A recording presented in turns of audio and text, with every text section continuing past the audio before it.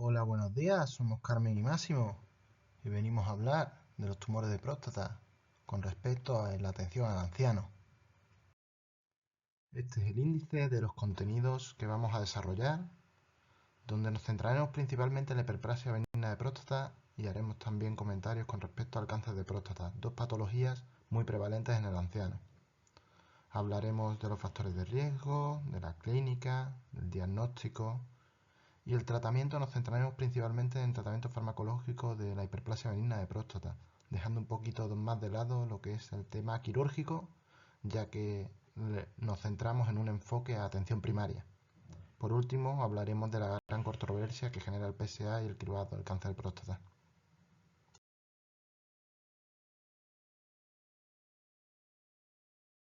La hiperplasia benigna de próstata es una patología con una elevada prevalencia, alrededor de un 50-60% en los varones mayores de 50 años, y a partir de los 80 años esta cifra llega hasta el 80%.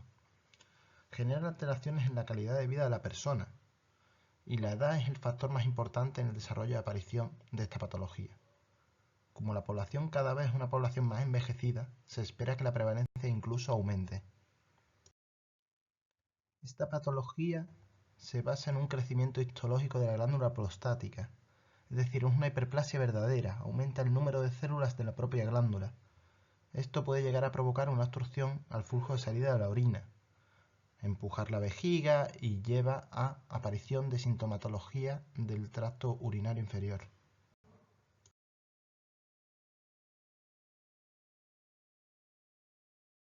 La etiopatogenia de la enfermedad es multifactorial, existiendo unos factores necesarios y otros factores causales. Los factores más importantes vienen siendo la edad y tener unos testículos funcionantes. Existen otros factores de riesgo que influyen en la presencia de esta patología, como son factores genéticos, dietéticos, raciales, el síndrome metabólico y la funcionalidad del testículo, como hemos comentado. La dihidrotestosterona es un metabolismo activo de la testosterona que influye en el desarrollo de la glándula prostática.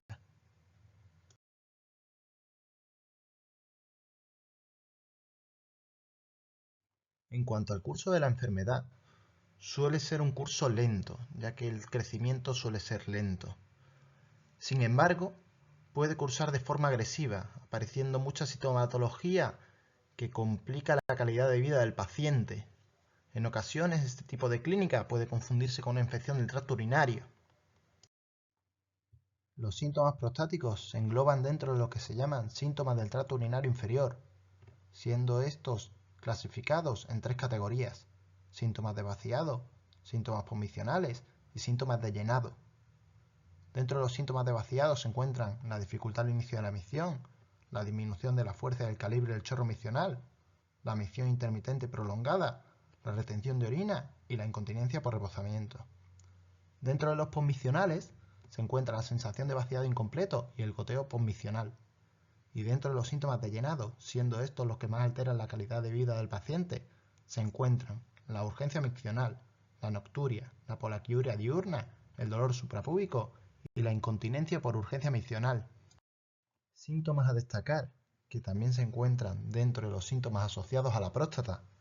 Se encontrará la dificultad al orinar, el flujo urinario lento o débil, como hemos comentado antes, pero también la disfunción eréctil o la hematuria, el dolor en la cadera, columna, huesos e incluso debilidad en piernas y pies.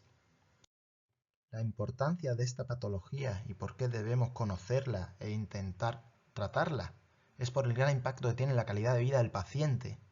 Además, recordemos que es una patología muy prevalente, con unos síntomas muy prevalentes dentro de los varones entre 45 y 80 años, que al menos un 90% presentarán alguno de estos síntomas.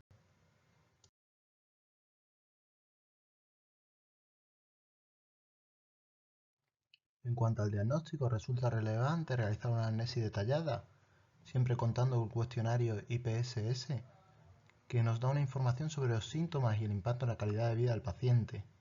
En cuanto a la exploración física, es muy importante siempre realizar un tacto rectal, además de una analítica de orina y un PSA. Es importante realizar un tacto rectal y es fundamental en una consulta de atención primaria. Aunque el tacto rectal no descarta el cáncer de próstata, puede llegar a identificarlo. Una sensibilidad de un 50%, pero una especificidad del 80%, ya que permite valorar la mucosa rectal. El PSA es importante recordar que no es un marcador específico de carcinoma de próstata, sino el tejido prostático en sí. Tiene una baja especificidad, ya que puede estar elevado en múltiples patologías. La combinación de PSA y tacto rectal es el método más efectivo para la detección precoz del cáncer de próstata, ya que un tacto patológico junto a un PSA elevado aumenta muchísimo tanto la sensibilidad como la especificidad. En esta diapositiva dejamos reflejado el IPSS, un cuestionario fundamental en la atención primaria. No solo nos va a hablar de la gravedad de la sintomatología del tracto urinario inferior, sino del impacto que tiene en la calidad de vida del paciente. Es importante para valorar la necesidad de tratamiento, así como la respuesta del tratamiento. Es un cuestionario que debemos usar múltiples veces. Existen pocas pruebas complementarias que tengan una recomendación fuerte según las guías, e incluso dependiendo de la guía que se consulte, algunas son más recomendadas y otras son más opcionales. Dentro de las pruebas se recomienda la ecografía abdominal para valorar el residuo posmisional, realizar un diario misional. Todo depende de la sintomatología que presente el paciente. La ecografía abdominal nos puede dar información sobre el residuo posmisional, si existe una uropatía obstructiva que esté afectando los riñones, si la sintomatología es muy grave, la presencia de globos vesicales o si presenta alguna litiasis. En esta diapositiva dejamos reflejado pruebas complementarias que podrían tener utilidad en la valoración de esta patología, aunque son más de valoración por urología más que a nivel de atención primaria.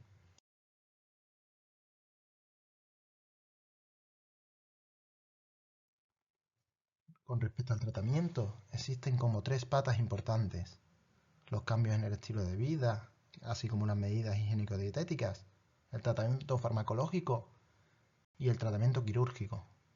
En cuanto a la primera, es importante el manejo de líquidos, así como evitar comidas picantes o excitantes, consumo de alcohol, bebidas con cafeína, además de implantar unos hábitos misionales y un entrenamiento vesical que ayude a reducir la sintomatología. Así también importante el ejercicio o la reducción de peso. Dentro del tratamiento existen tres grupos farmacológicos: los alfa-bloqueantes, los inhibidores de la 5-alfa-reductasa y los antimuscarínicos. Es importante recordar que no hay que tratar a todos los pacientes, solo aquellos que tengan sintomatología moderada grave, siempre que no tengan complicaciones y que no haya una indicación absoluta de cirugía. Los alfa-bloqueantes son fármacos de primera línea en el tratamiento. Mejoran de forma significativa y precoz los síntomas. Son más efectivos en volúmenes prostáticos pequeños, menor de 40 cc. No modifican las cifras de PSA ni el volumen prostático. Los inhibidores de la 5-alfa-reductasa reducen el volumen prostático, ya que actúan sobre el crecimiento glandular. Mejoran el componente obstructivo y reducen a la mitad el riesgo de complicaciones. Es importante destacar que reducen las cifras de PSA en un 50% del valor inicial, e incluso pueden llegar a una disminución mayor si se continúa el tratamiento.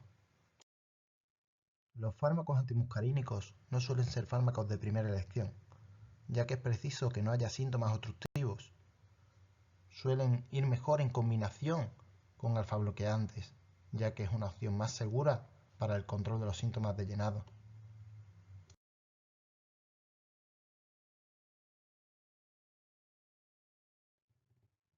En esta diapositiva quedan reflejados una serie de criterios que harían necesario una valoración por urología para descartar otro tipo de patología o complicación de la hiperplasia benigna de próstata.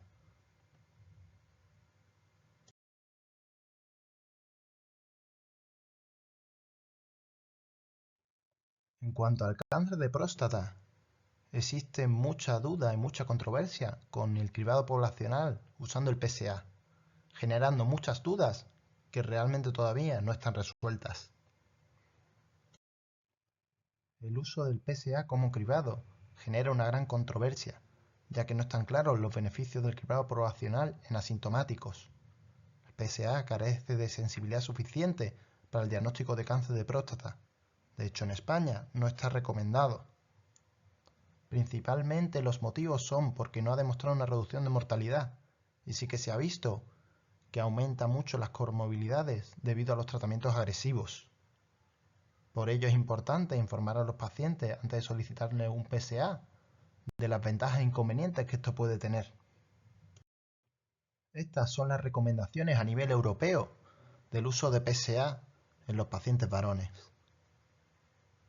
Es importante destacar que una cosa en la que coinciden tanto a nivel europeo como a nivel de España es que se debe informar y asesorar a los pacientes sobre los posibles riesgos y beneficios de solicitar un PSA, ya que se ha demostrado que aumenta el número de comorbilidades, como por ejemplo la incontinencia urinaria tras cirugía o la disfunción eréctil. Esto lleva a la conclusión de que el manejo del cáncer de próstata en el anciano requiere un enfoque individualizado que equilibre riesgos y beneficios con respecto al tratamiento. Es por ello fundamental un manejo multidisciplinar que asegure una atención adecuada del paciente.